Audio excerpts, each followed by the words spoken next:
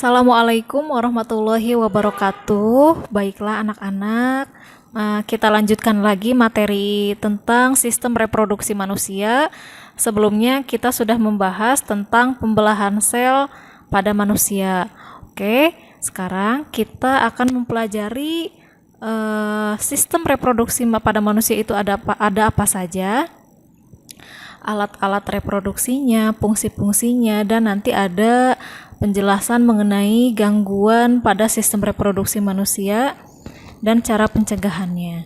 Oke, yang pertama kita akan membahas mengenai organ-organ reproduksi pada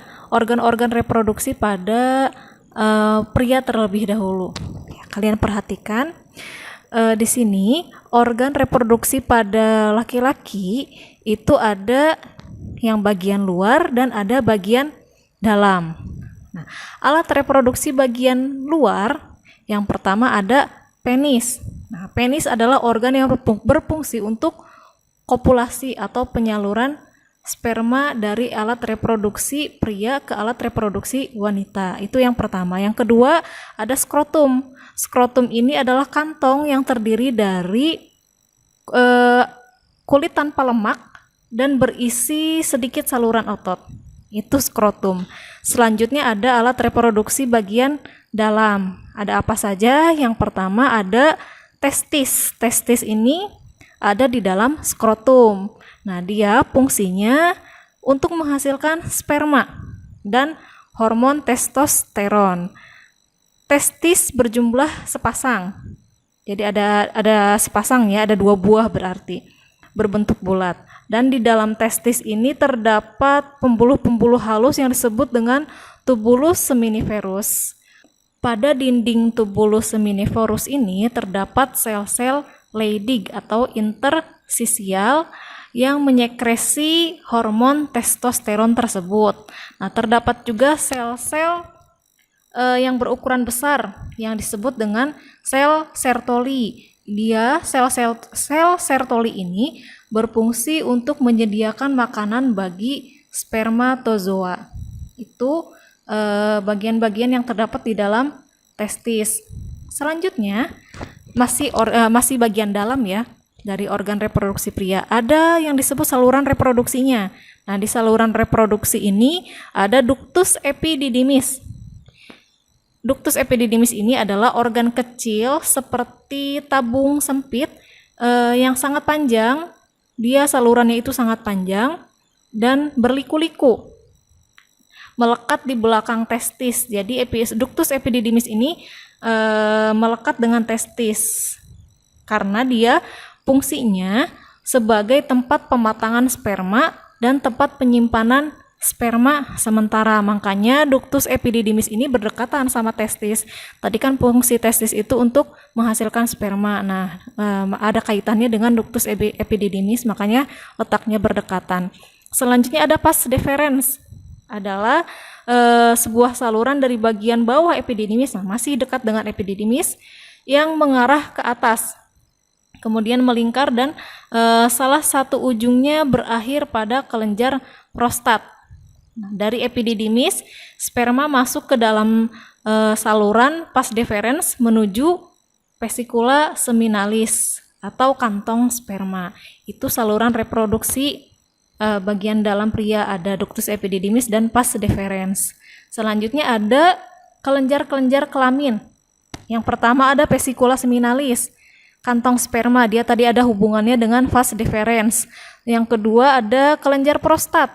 Nah, ini lanjutannya dari saluran vesicula seminalis, dia ada hubungannya dengan kelenjar prostat, terletak di bawah kantung kemih. Jadi kalau dekat kantung kemih itu ada kelenjar prostat mengelilingi uretra. Selanjutnya ada kelenjar Kauperi. Kelenjar Kauperi berjumlah sepasang dan terletak di sepanjang uretra. Kelenjar ini menghasilkan cairan yang kental untuk membersihkan uretra dari residu urin. Jadi uretra ini tempat keluarnya urin dari alat reproduksi laki-laki. Nah, ternyata kan kalau misalkan urin itu keluar dari uretra, berarti kan salurannya itu kotor ya. Nah, ini ada namanya kelenjar koperi. Dia akan menghasilkan suatu cairan yang nantinya dia akan membersihkan residu-residu atau sisa-sisa dari cairan urin yang masih menempel pada dinding uretra.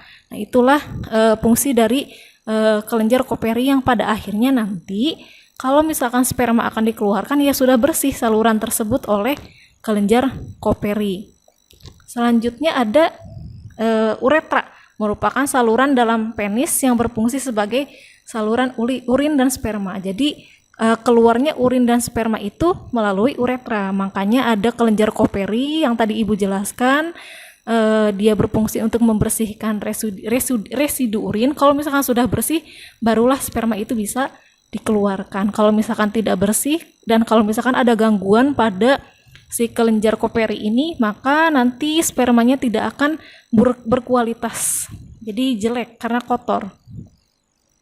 Oke, tadi ada organ, sudah Ibu sebutkan bagian-bagian dari alat reproduksi pria, baik organ bagian luar dan organ bagian dalam. Nah, ini ada gambarnya agar kalian bisa mengingat. Bisa kalian lihat ya. Di sini ada, kita lihat dari bagian terluar tadi ada penis, terus ada skrotum. Nah, ada tambahan lagi namanya kepala penis. Tuh, gland atau gland penis. Jadi ada 3, ada gland penis, itu bagian luar ya. Gland penis, ada penis dan skrotum. Terus setelah itu bisa kalian perhatikan pada gambar. Nah, yang mana testis, yang mana ductus epididymis, yang mana vas deferens, terus vesicula seminalis yang di mana kelenjarnya, ada kelenjar prostat, terus ada kelenjar koperi dan lain-lain. Bisa kalian perhatikan uretra di mana, salurannya alur dari salurannya itu seperti apa, dan yang tadi sudah Ibu jelaskan. Oke, itu selanjutnya ada yang namanya proses spermatogenesis. Spermatogenesis ini adalah proses untuk menghasilkan sperma atau proses pembentukan sperma yang terjadi di dalam testis, karena tadi kan fungsi testis itu untuk menghasilkan sperma. Spermatogenesis pada manusia itu berlangsung selama 2-3 minggu. Sperma yang dihasilkan di tubulus seminiferus adalah sperma muda.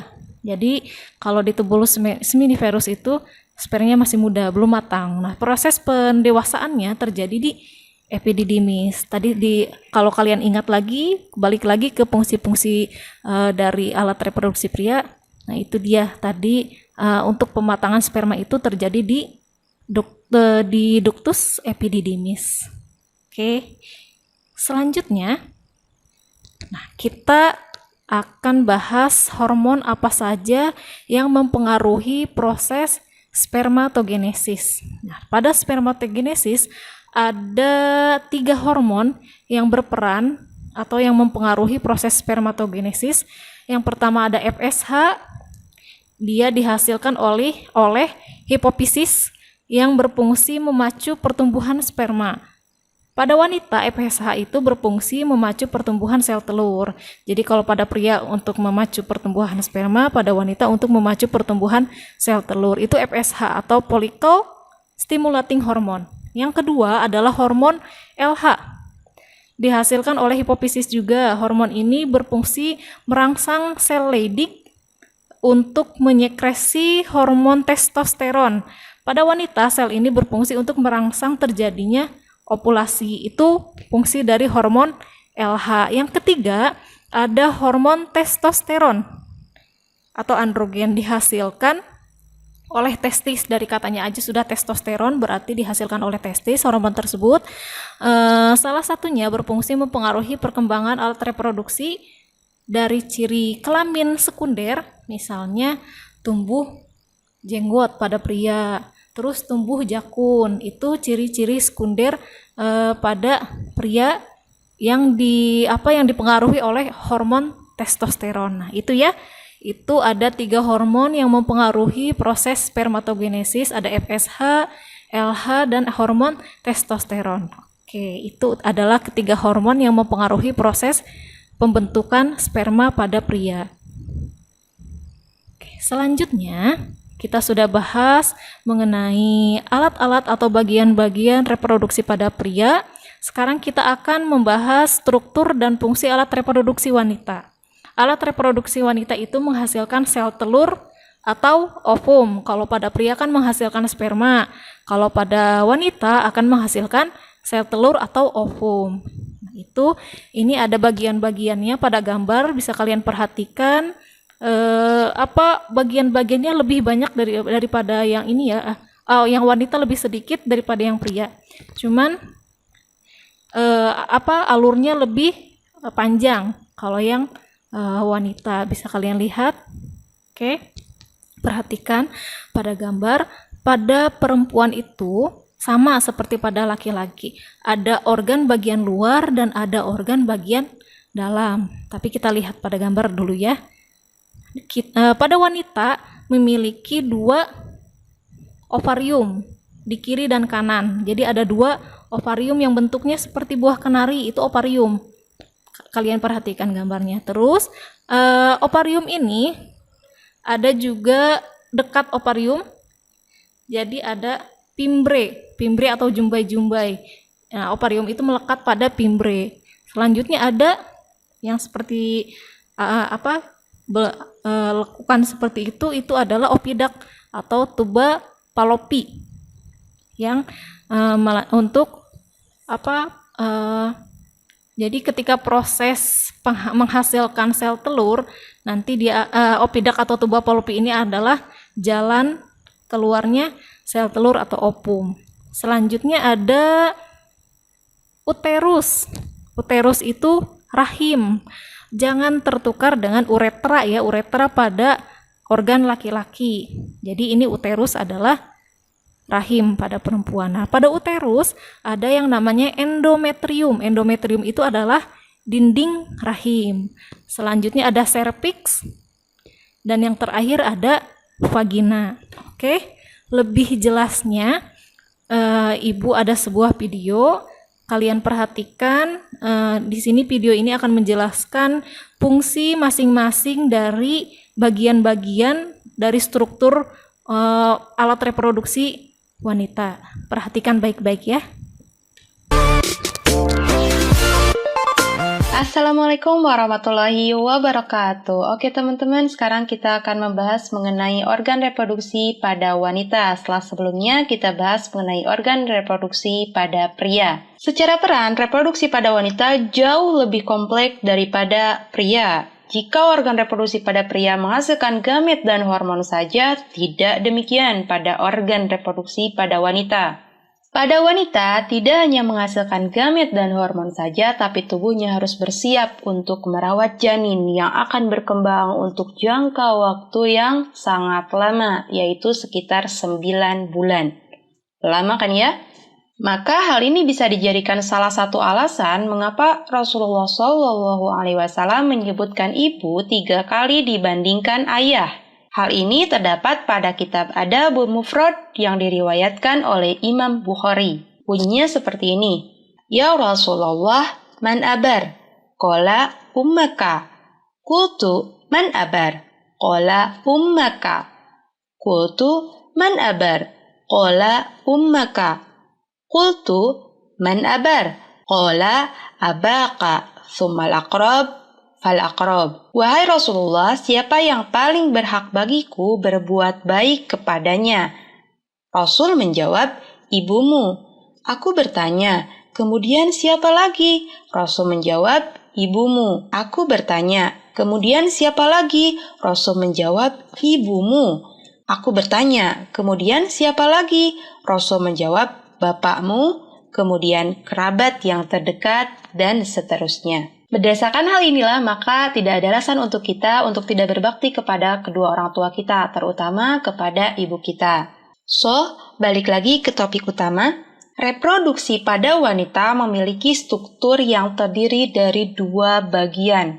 Ada eksternal dan ada internal. Ingat baik-baik ya, eksternal dan internal.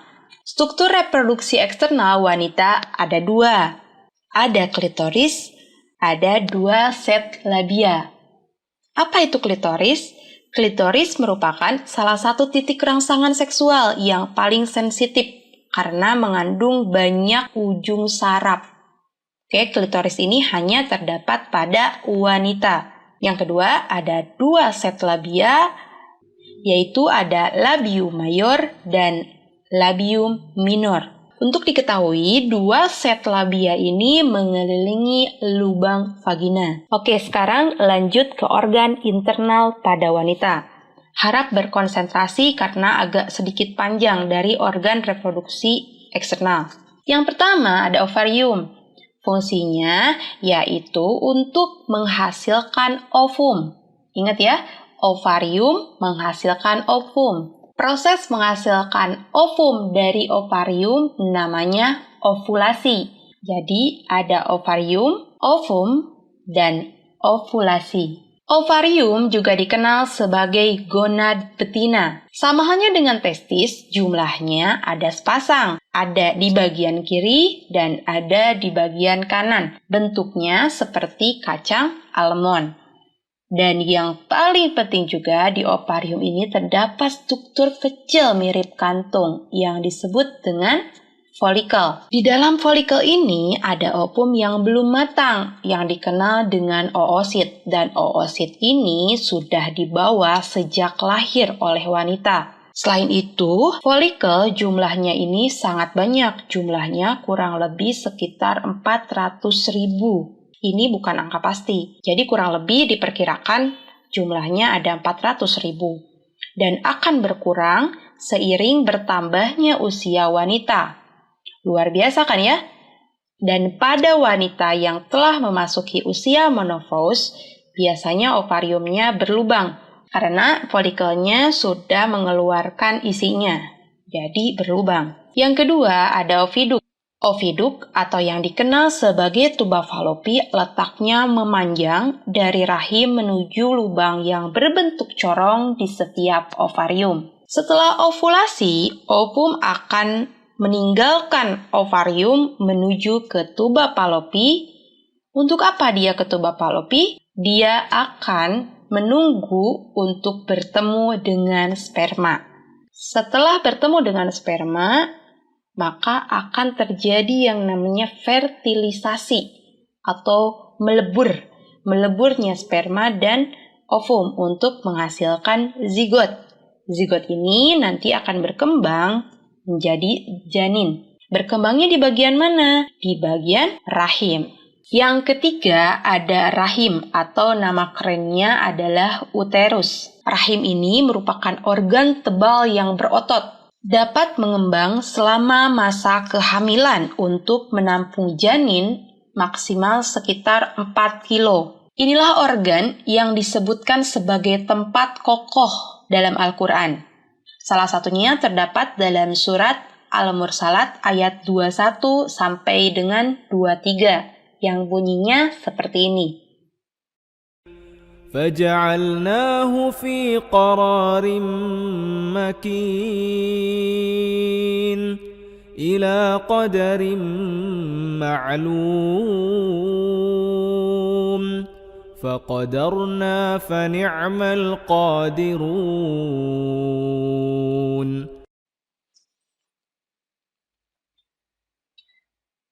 Dan luar biasanya lagi, rahim ini tidak hanya disebutkan di satu surat, dan bahkan ada di beberapa surat. Kalian cari lagi surat apa yang menyebutkan rahim ini. Lapisan dalam di bagian rahim dikenal sebagai endometrium. Lapisan ini kaya akan pembuluh darah. Makanya lapisan ini ketika terjadi menstruasi akan meluruh. Jadi, menstruasi itu dikenal sebagai proses meluruhnya bagian endometrium akibat ovum tidak dibuahi oleh sperma. Di bagian rahim juga ada yang namanya mulut rahim atau yang dikenal dengan serviks. Inilah bagian yang paling sering terkena kanker. Istilah yang paling sering didengar adalah kanker serviks. Jadi bagi wanita, jaga pola hidup dan kebersihan organ vital kita agar tidak terkena penyakit yang tidak diinginkan seperti kanker serviks ini. Yang terakhir ada vagina. Vagina merupakan bagian berotot tetapi elastis. Vagina juga merupakan tempat memasukkannya penis dan tempat awal masuknya sperma. Selain itu, vagina juga berfungsi sebagai jalan lahir bagi bayi saat dilahirkan.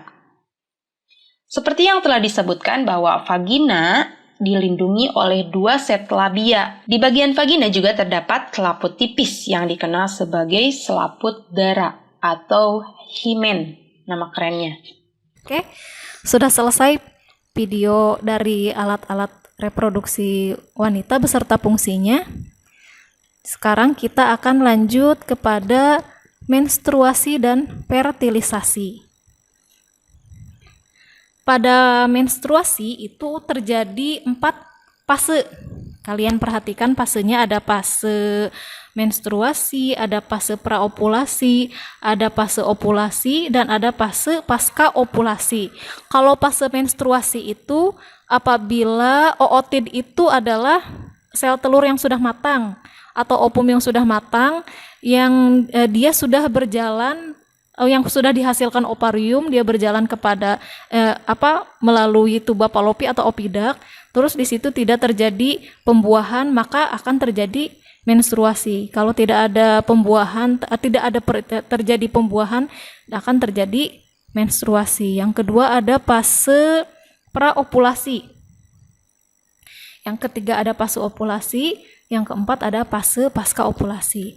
Nah, lebih jelasnya fase-fase tersebut Ibu tampilkan juga sebuah video.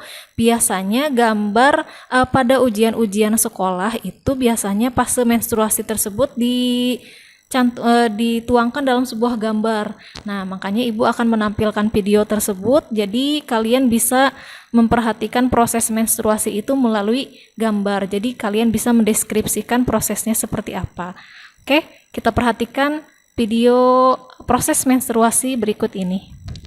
Menstruasi itu dia ada 4 tahap. Konsepnya ada pra, ovulasi, pasca ovulasi, sama menstruasi. Udah tahu ya jenis-jenisnya ya. Ovulasi adalah pelepasan sel telur dari folikelnya. Kalau belum tahu folikel ini, kamu pernah lihat gambar ini nggak? Takutnya belum ada yang tahu ya. Yang ini loh. Ini kan ovarium. Di dalam ovarium ada bulatan-bulatan kan. Satu bulatan ini namanya folikel. Di dalam folikel itu ada calon ovum ya, calon ovum. Jadi harus tahu dulu nama lainnya. Kadang-kadang kamu tuh nggak tahu folikel. Jadi apa beda folikel sama ovum gitu kan? Folikel itu yang waktu masih mudanya melindungi ovumnya, calon ovum. Di dalamnya folikel ada calon ovum. Kalau folikelnya udah matang, maka dalamnya otomatis matang. Kalau udah matang ya lepas gitu kan. Gitu ya, pahami dulu ya. Jadi itu praovulasi. Jadi sebelum lepasnya ovum atau calon ovum di dalam folikel. Ovulasi lepas, udah lepas dia. Pasca ovulasi ya setelah lepas, menstruasi ya peluruhan, berdarah gitu ya. Langsung aja. Untuk penjelasannya nanti kamu bisa lihat di deskripsi ya. Di situ nanti kakak tulisin keterangan demi keterangan, tahapan demi tahapannya, kata-kata kuncinya. Jadi ini kamu pahami dulu gambarnya, karena kalau belajar ini harus tahu membaca gambarnya, nggak perlu baca tulisan. Kadang-kadang kamu tuh fokus sama tulisan ya. Nah lihat, kita mulai dari sini ya. Nih, yang ini nih. Kalau di sini namanya fase folikular, fase luteal, sama menstruasi. Ini yang di sini adalah fase praovulasi atau sebelum ovulasi. Nah, praovulasi atau sebelum ovulasi terjadi pada hari ke-5 sampai ke-13 ya. Di mana di sini pada saat fase praovulasi ini terjadi kenaikan hormon FSH, follicle stimulating hormone, hormon yang menstimulasi pematangan folikel. Jadi di sini ada pematangan folikel mulai dari folikel primer, sekunder sampai menjadi yang matang banget namanya folikel de Graaff gitu ya. Nah, itu namanya praovulasi. Kalau udah mateng, folikel de Graaff tadi kan nama lainnya folikel yang udah mateng. Di dalamnya itu terdapat oosit sekunder yang siap untuk dilepaskan. Makanya nama lain dari ovulasi adalah pelepasan oosit sekunder dari folikel de Graaff. Kok bisa lepas Kak? Ini isinya gara-gara ada menjelang ovulasi ada kenaikan hormon estrogen.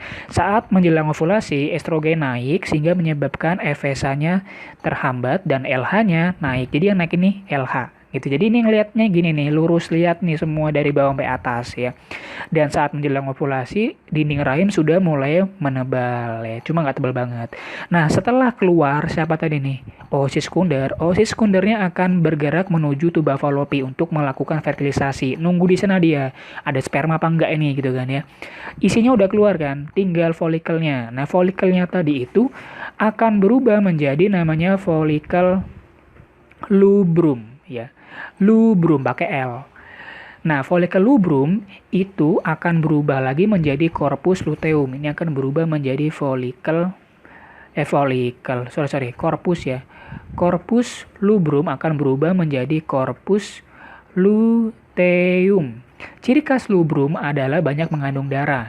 Kenapa ini bisa berubah corpus lubrum menjadi corpus luteum? Karena gara-gara ada kenaikan atau sekresi hormon LH setelah ovulasi. Lihat di sini, saat ovulasi itu kan estrogen pertama naik, kemudian diikuti dengan FSH-nya turun dan LH-nya mulai naik. Gara-gara LH-nya naik, tadi corpus lubrum yang bekas folikel degrad tadi itu berubah menjadi corpus luteum gitu ya. Corpus luteum ini sifatnya merangsang pengeluaran hormon progesteron. Nih, hormon progesteronnya naik. Fungsinya ngapain Kak? Fungsinya adalah menebalkan endometrium atau uterus. Kenapa tebal Kak? Ya nanti tiba-tiba udah fertilisasi terbentuk zigot, nempel di mana? Nempel di rahim kan? Nah jadi ditebelin dia gitu. Ternyata tidak ada fertilisasi. Kalau nggak ada fertilisasi, maka corpus luteum ini akan berubah lagi menjadi corpus albican. Corpus albican ini sifatnya tidak mengeluarkan atau tidak merangsang progesteron sama estrogen. Makanya lihat di gambar ini. Lihat nih, ini albican turun ke bawah sampai sini nih. Ini kan nggak ada kenaikan, turun kan. Estrogen sama progesteron turun sehingga menyebabkan ya udah mens, peluruhan endometrium. Kenapa dia jadi albican? Gara-gara nggak ada fertilisasi. Tadi kan kakak bilang ini oosit sekundernya kan lepas. Kalau udah lepas oositnya akan bergerak ke tuba falopi kan, nungguin sperma. Kalau tiba-tiba ada sperma maka fertilisasi kan. Ternyata udah ditebelin, ditunggu-tunggu nggak ada, ya udah berubahlah corpus luteum menjadi corpus albican. Corpus luteum nama lainnya badan kuning. Jadi konsepnya itu adalah praovulasi, sebelum ovulasi, ovulasi, pasca ovulasi, mens gitu ya. Ingat bahasa nama lainnya itu apa? Tinggal lihat gambarnya aja kamu udah enak sebenarnya. Cara membacanya itu dari atas ke bawah atau dari bawah ke atas. Ini bacanya gitu ya.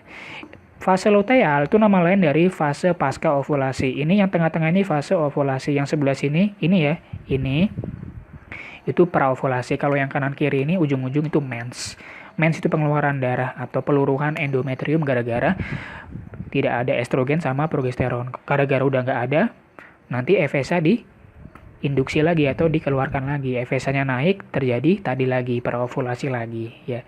Simpel ya. Jadi coba belajar membaca gambar ya. Jangan cuma membaca tulisan doang. Pahami, ini paling enak malah lihat gambar menurut Kakak, bukan ngebaca tulisan ya. Tenang aja untuk penjelasannya nanti Kakak tuliskan di deskripsi ya. Kamu tinggal lihat lagi videonya sambil lihat deskripsi ya. Oke, cukup dulu. Bye bye. Oke, itu adalah penjelasan mengenai fase menstruasi ya. Jadi kalau misalkan ada gambar seperti itu keluar ketika ujian sekolah, Ibu harap kalian bisa mendeskripsikannya atau bisa menjelaskannya melalui gambar. Malah lebih mudah melalui gambar tersebut. Makanya Ibu menampilkan video tersebut. Yuk, kita lanjut ke kita lanjut ke fertilisasi. Tadi di awal kita sudah membahas alat reproduksi pria, sudah membahas alat reproduksi wanita, terus ada menstruasi. Nah, sekarang kita akan membahas mengenai fertilisasi. Jadi fertilisasi itu adalah bersatunya sebuah spermatozoa dengan sebuah ovum atau bertemunya spermatozoa dan ovum atau sel telur, itu namanya fertilisasi. Terjadi pembuahan fertilisasi itu. Jadi apabila pada tuba falopi terjadi pembuahan dan dihasilkan zigot, maka zigot tersebut yang terbentuk ini akan bergerak ke arah rahim untuk menempel pada dinding rahim. Nah, di rahim inilah zigot akan berkembang menjadi embrio yang kemudian menjadi janin. Jadi prosesnya ketika sel telur itu dihasilkan oleh ovarium, nah, nanti arahnya itu dia akan keluar dari ovarium menuju tuba Fallopi atau opidak yang bentuknya seperti itu. Nah, kalau misalkan jadi si sel telur tersebut menunggu di tuba Fallopi atau opidak tersebut, kalau misalkan ada spermatozoa yang berhasil masuk ke dalam alat reproduksi wanita dan sampai kepada opidak atau tuba Fallopi, maka di situ akan terjadi pembuahan atau fertilisasi yang kemudian nanti akan menjadi zigot, dan zigot tersebut akan turun sampai ke rahim, menempel pada rahim, dia nanti akan tumbuh dan berkembang menjadi embrio dan pada akhirnya menjadi janin. Embrio dibungkus oleh bermacam-macam selaput, yaitu ada amnion, ada korion, ada sakus pitellinus, dan allantois. Itu adalah selaput-selaput yang melindungi embrio. Selaput ini berfungsi untuk melindungi embrio terhadap kekeringan dan guncangan-guncangan, terus membantu proses pernapasan, ekskresi, dan fungsi-fungsi penting lainnya selama kehidupan rahim. Yang di dalam selaput tersebut kita tahu ya, kalau misalkan ada ibu hamil, jadi ada air ketuban di dalam selaput tersebut. Nah, fungsinya kurang lebih seperti itu untuk proses pernapasan janin, untuk fungsi ekskresi, terus membantu atau melindungi embrio dari kekeringan. Makanya janin yang dilindungi oleh selaput tersebut tidak akan kekeringan. Itu fungsi dari selaput-selaput tersebut. Nah, Ibu, untuk lebih jelasnya proses fertilisasi itu seperti apa?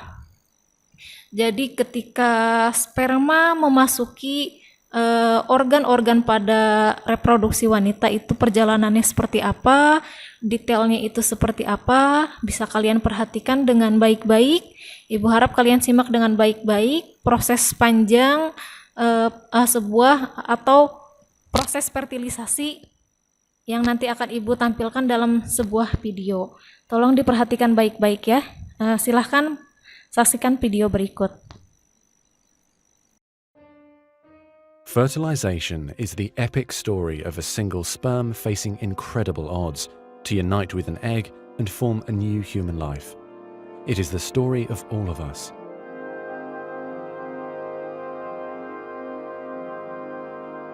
During sexual intercourse, about 300 million sperm enter the vagina. Soon afterward, millions of them will either flow out of the vagina or die in its acidic environment. However, many survive because of the protective elements provided in the fluid surrounding them. Next, the sperm must pass through the cervix, an opening into the uterus. Usually, it remains tightly closed, but here the cervix is open for a few days while the woman ovulates.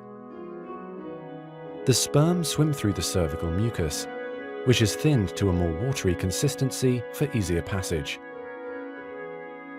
Once inside the cervix, the sperm continues swimming toward the uterus, though millions will die trying to make it through the mucus. Some sperm remain behind, caught in the folds of the cervix, but they may later continue the journey as a backup to the first group. Inside the uterus, muscular uterine contractions assist the sperm on their journey toward the egg. However, resident cells from the woman's immune system, mistaking the sperm for foreign invaders, destroy thousands more.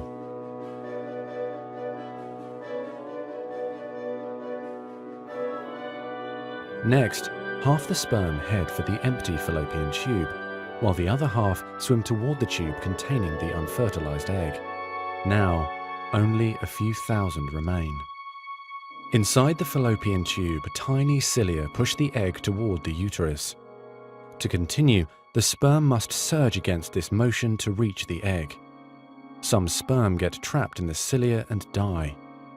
During this part of the journey, chemicals in the reproductive tract cause the membranes covering the heads of the sperm to change. As a result, the sperm become hyperactive, swimming harder and faster toward their destination. At long last, the sperm reach the egg. Only a few dozen of the original 300 million sperm remain. The egg is covered with a layer of cells called the corona radiata.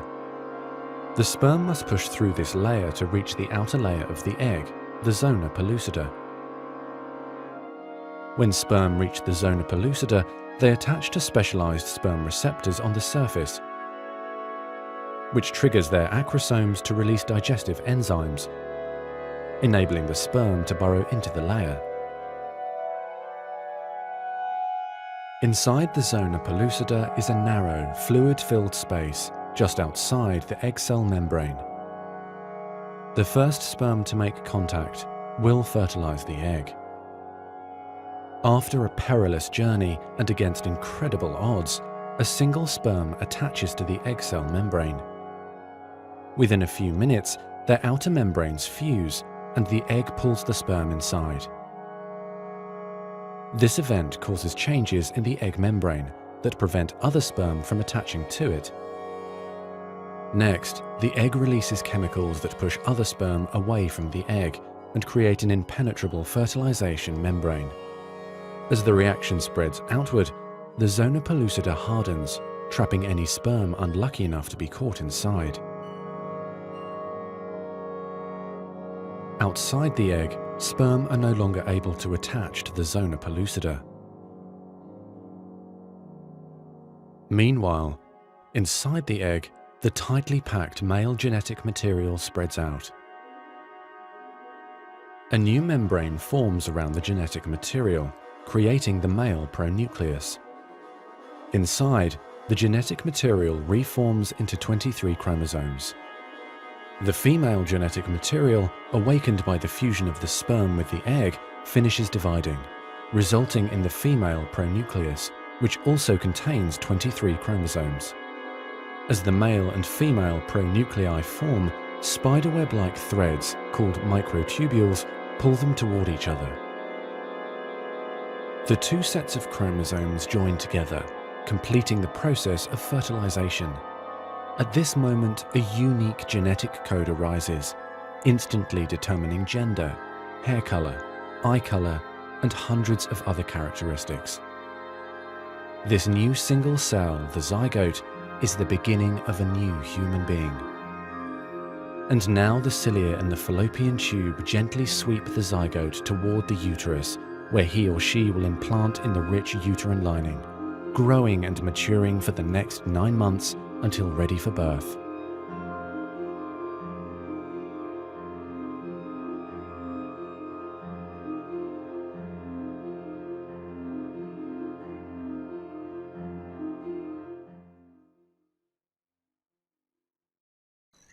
Oke, itu adalah video mengenai fertilisasi. Dari video fertilisasi tersebut, Ibu jadi ingat satu ayat Al-Quran yang berbunyi Bismillahirrohmanirrohim, Laqad khalaqnal insana fi ahsani taqwim, yang artinya Allah menciptakan manusia dengan sebaik-baiknya bentuk. Sebaik-baiknya bentuk di sini kita ingat bahwa sel sperma dan sel telur itu terbentuk dari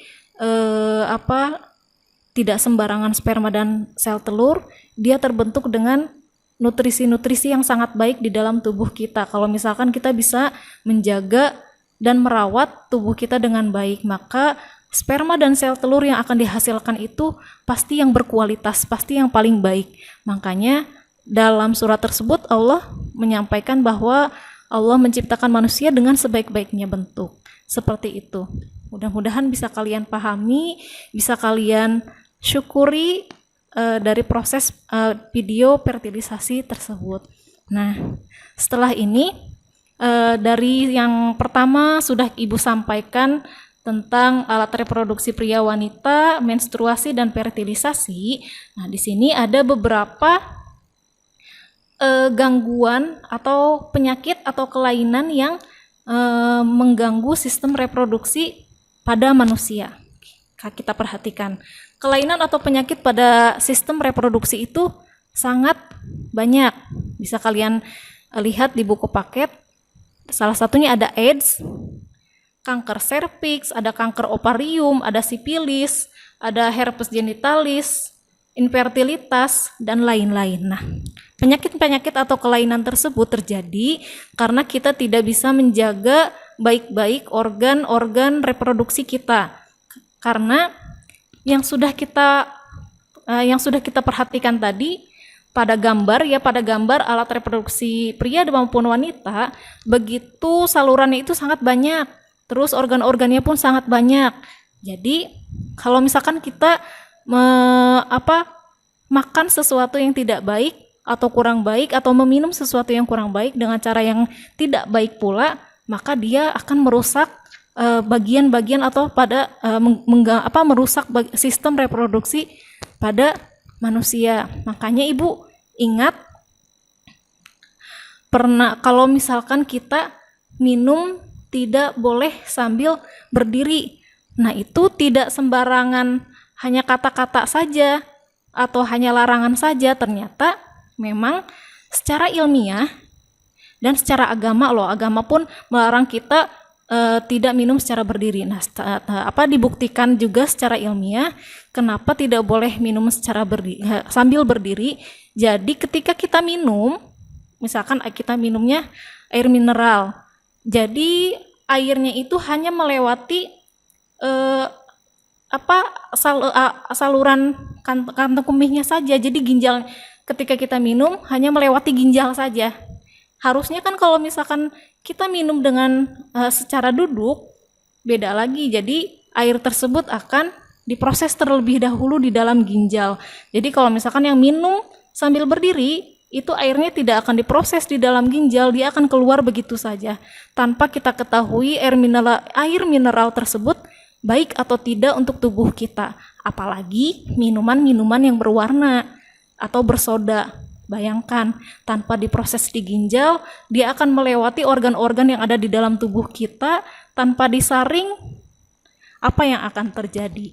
Ini salah satu gangguan-gangguan pada alat reproduksi manusia. Salah satunya tadi itu. Kalau yang tadi Ibu sebutkan, itu cara kita minum, itu akan mengganggu organ ginjal kita kalau kita minumnya tidak baik.